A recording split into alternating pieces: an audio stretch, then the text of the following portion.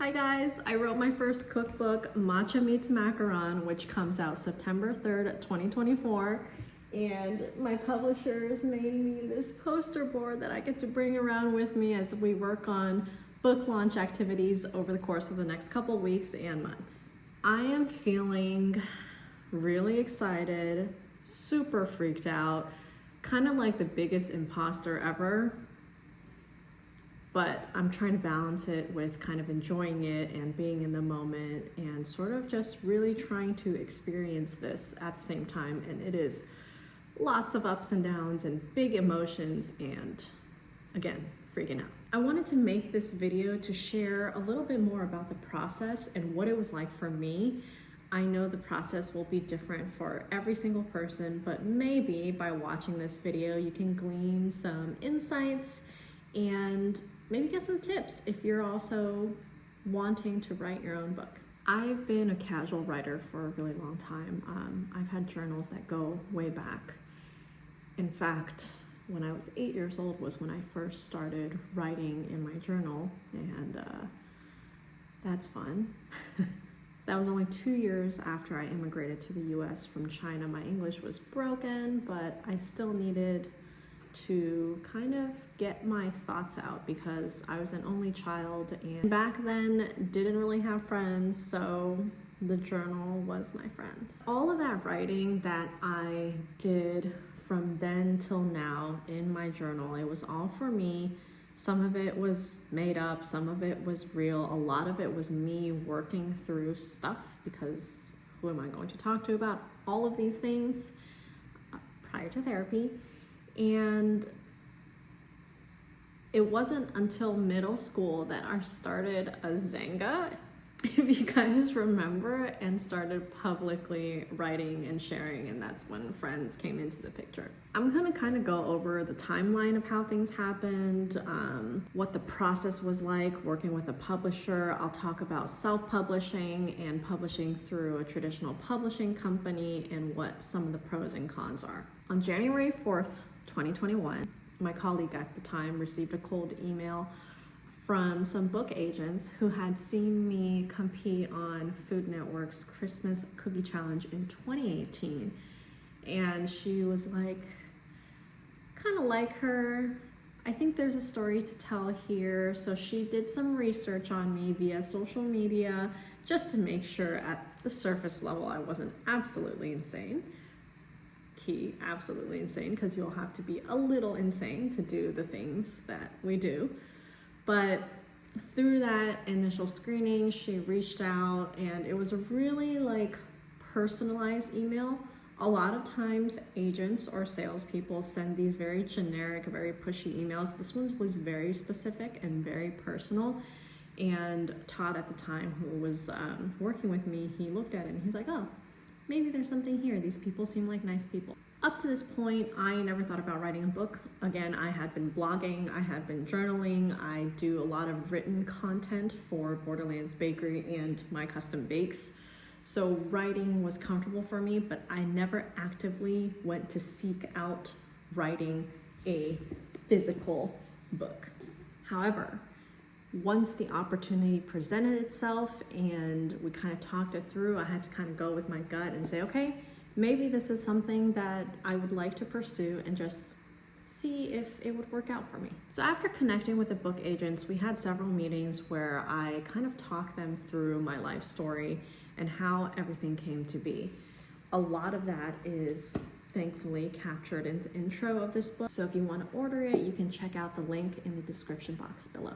And when they learned more about me, they thought that I had a compelling story and that there was something here that publishers might be interested in. We also discussed whether we wanted to self-publish or go the traditional publishing route. And ultimately, again, there are pros and cons to both. If you're self-publishing, you have full control over your content, and for the most part, you will own all of your content. You can work as fast or as slow as you want. There are very few dependencies, and all of the work pretty much falls on you. Depending on your self-publishing route, you have to kind of do some research on Google. There are a lot of companies that help you do this. If you choose self-publishing, you'll be able to kind of print books on demand. So you can work with a third-party company, send them your design files, and as people order your books, they will print them as the orders come in. When it comes to the design, photography, and editing of self-published books, you are responsible for all of that, whether that's doing it yourself or hiring it out. As a self-published author, you are also responsible for your distribution. Unless if you're pretty big and successful and you have a PR and marketing people, you'll be responsible for all of that and ensuring that your book is as successful or gets out there as much as you want it to. So it's a lot of work, but the timeline can be very, very short. If you've got your manuscript ready, you can be in and out in weeks. When you're self-publishing, anybody can self-publish. If you're going the traditional publishing route, you have to make a pitch, send it out, have publishers bid on it. There has to be interest because the publishers have to gain something from it. It has to be financially viable for them in order for them to take you on. If you're self-publishing, you don't have to really worry about that aspect of it. In that sense, a huge advantage of self-publishing is you don't need anybody's permission. You can move as fast or as slow as you like. You don't need validation from an external source. You just go out there and do it. But you do cover all the costs yourself and you're fully accountable for the PR and marketing. When it comes to traditional publishing, I think the hardest part is putting yourself out there and pitching so that publishers even get their eyeballs on you and they have to feel compelled to want to work with you. You will obviously be splitting the revenue with your publisher. You have varying levels of control over your content. So some people will find that working with publishers feel limiting because they can't fully be themselves. For example, I couldn't throw a bunch of swear words in here because that's not really okay if we want to be in major retailers like Barnes & Noble or Target. And when it comes to the revenue split, likely you'll get 20% or less of the total revenue that is made from the book, and you may or may not get an advance. It really, really varies from author to author, publisher to publisher, your genre, and the perceived value of your brand in the market. If you work with a publisher, you will probably likely be working with an editor on their team who will help you edit your content. It goes through various rounds. So not just the actual content of the book, but it'll go through formatting and design, looking at the pages and the chapters and the way that you choose to form your book. All of those things are things that are decided with your publisher, but the publisher probably knows best what works for them. So in many cases, you'll have to go with whatever that they recommend, and you have to kind of be okay with that back and forth or exchange or compromise. Sometimes, depending on the publisher, you might also get a marketing or PR person. When it comes to Matcha Meets Macaron, my editor was absolutely incredible. He really advocated for me and he allowed me to keep my voice in most cases. Unless if I wasn't clear, then we gotta edit that. And then we put it through another round of editing where people looked at all the measurements and made sure those were converted properly. And then we went through a phase with a designer where she went through and formatted all the recipes, where the photos were going to go, the font, just the overall look and feel of the entire book, as well as the cover, whether it was going to be hardback or a soft cover. All of those things are things that you work with them on, or the publisher already has something in mind. One of the benefits of working through a traditional publishing route is you will have access to be placed in stores that you probably wouldn't be able to place yourself in. So for example, Matcha Meets Macaron is in Barnes & Noble's. I don't know if it's in Target, it's on Amazon, but if you self-publish, you can be on Amazon too. If you go through a publisher, you will have a higher chance of landing in specialty stores like Williams-Sonoma. No guarantees on any of this though, it's really case by case. When it comes to PR and marketing for Matcha Meets Macaron, they mostly did the legwork when it comes to placing into major retailers. Because I'm not like some big celebrity, They don't do book tours for myself. I would have to go organize if we did like launch party, which we are doing on September 7th at the kitchen table. If you want the details for that, also in the description box. And when it comes to PR, there are people who can land you opportunities like getting you on the news or getting you on some TV shows that can also be really helpful in marketing and helping your book do well when it releases. When you work with a traditional publisher, you're kind of on their timeline as far as how fast to work when things are due. I was very lucky, again, not only with my editor, but working with people to make sure I had enough time to do everything. I ended up going the traditional publishing route because it was what fit what I was doing at the time. And again, I mentioned that my agents reached out to me in January 2024, and it took 11 months for us to put together an outline and a pitch and to start putting that out there for publishers to sort of quote bid on. My cookbook actually started out as a general cookbook, so it was supposed to include sweet and savory recipes. It was a lot of Chinese food recipes that I grew up eating, so like home cooked Chinese food recipes. It kind of was a hard sell when we posed it that way because I hadn't established myself in the cooking industry as a Chinese food person. I was really known as a cookie decorator first and foremost. Hundreds of emails later, and a whole year and a half later in 2022, we decided, based on the recommendation of some publishers, to refocus our book outline and to make it a dessert-only cookbook. That way it aligned better with my career and people would feel more inclined to bid on the book. A lot of people ask about money. And I think that's a really important thing to talk about because I think for most authors, unless if you're like a crazy unless if you're like Twilight and things blow up, or you're like one of the top selling authors, you don't really get rich by selling cookbooks or your first book, unless if it blows up. We just don't know.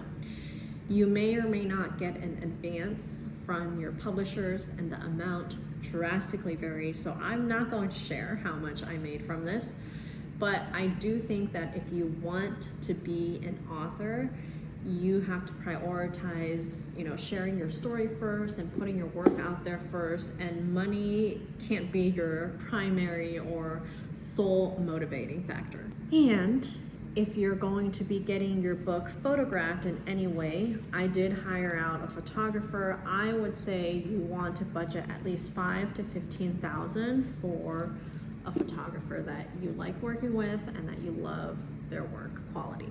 I ended up landing my book deal around July 2022, so it had been over a year and a half from starting to land that book deal. I had from July 2022 to January 2024 to work on the book. Now, a year and a half sounds like a really long time to work on a book, and if you're self-publishing, you can just speed through it and get it out within months, right? But a year and a half ended up being the perfect amount of time for me based on everything else that was happening in my life at the time. If you want to learn more about that, I made a video on it talking about my midlife crisis, running 2 small businesses, and going through a divorce, trying to balance my physical and mental health. It was just a lot. So a year and a half was really the perfect amount of time for me to get this book fully finished and photographed. Up to this point, I had done a lot of writing, but it was all casual, like I mentioned, and I had a lot of familiarity with writing recipes, but in my style, in my way, and it wasn't standardized. So I had to learn, the best practices when it came to writing recipes. The way you write is really different from anything else. You have to be direct and clear and step by step, very intentional.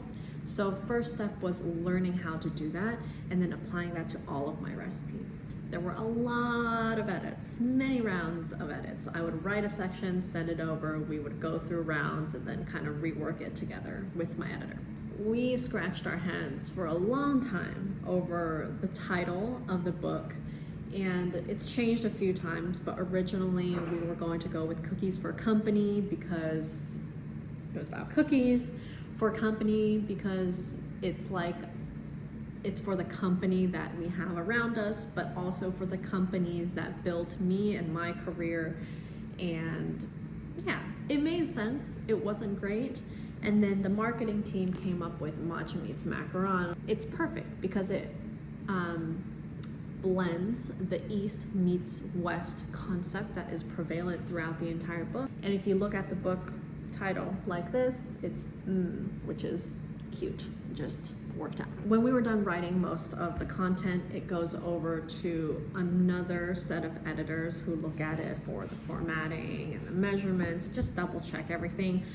Books will have mistakes in them. This is a long book, it's like 200 pages, right? It's a lot of work from a lot of different people, and it takes a lot of coordinating time, patience, compromises, understanding. So if you don't like working with a group of people, working through a publishing company might not be for you. And this book isn't just mine, or isn't just, me. It is the work of me, yes, are my agents who tirelessly went to go pitch this to a bunch of different publishers, the publishing team, the marketing, PR, design, editing, photography, a lot of people came together to make this happen. When we get to a certain point in the book process, we have to get people to pre-order, which is the thing that I've been working on for the past several months. Pre-orders really matter because it all counts towards that first week of sales, and it's a great indicator for how well the book is going to do. So if you haven't pre-ordered it, but you want one, please pre-order it as soon as you can. It really, really helps us. And by doing well, it increases the chances of us potentially working on a second book, or maybe doing something else. I don't know, we'll see. So what kind of recipes are in here? It has my kind of claim to fame, which are decorated sugar cookies. There's a couple of recipes for those and for the icing. It has a huge section on French macarons, including some savory macaron fillings with like smoked salmon and caviar. And it has, let me just get my table of contents here.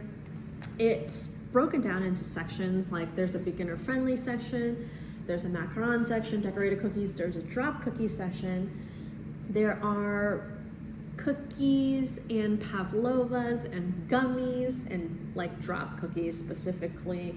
I have mochi recipes in here. I have a matcha caramel recipe. I have a Vietnamese coffee pavlova recipe, which might be my favorite thing in here because when we were shooting photos for it, that was the one thing none of us could stop eating.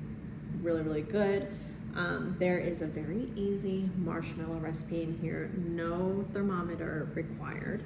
And of course, sections that talk about the journey.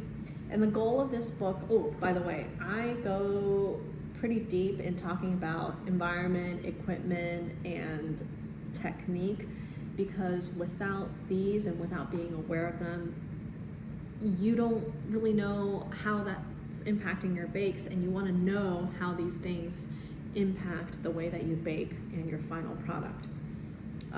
Again, absolutely beautiful photography. There are step-by-step photos where it's helpful.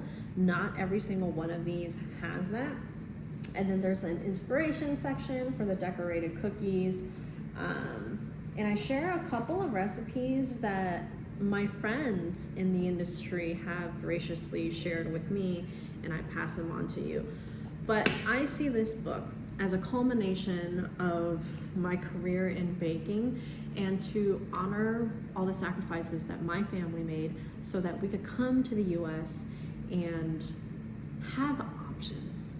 I think that's the best gift that my parents gave me through their sacrifice and moving halfway across the world, so that I get to choose how to live my life.